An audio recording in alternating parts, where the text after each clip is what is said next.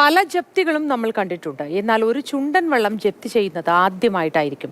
ആലപ്പുഴ കുട്ടനാട്ടിലെ Saint George ചുണ്ടൻ വെള്ളത്തിനാണ് ഈ ദുർവിധി.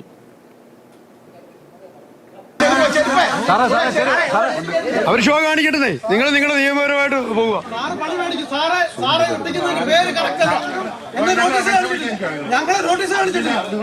വള്ളംകളി പ്രേമികളുടെ ഹൃദയം പൊള്ളിക്കുന്നതാണ് ഈ കാഴ്ച.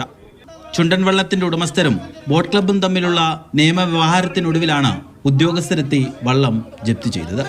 എന്തിനാണ് കള്ളത്തരത്തിൽ പേപ്പർ ഉണ്ടാക്കി? ഞങ്ങൾക്ക് അറിയാം പല രീതി ഉണ്ടാക്കാൻ. നിങ്ങൾ ചെയ്തോ, നിങ്ങൾ അന്വേഷിച്ച് കണ്ടത്. നടുഭാഗം ക്രിസ്ത്യൻ യൂണിയന്റെ ഉടമസ്ഥതയിലുള്ളതാണ് സെന്റ് ജോർജ് ചുണ്ടൻ വള്ളം.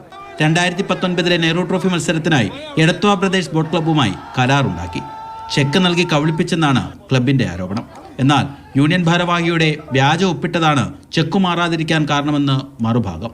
ഒടുവിൽ വള്ളവും വള്ളപ്പുരയും ജപ്തി ചെയ്യാൻ കോടതി ഉത്തരവിടുകയായിരുന്നു.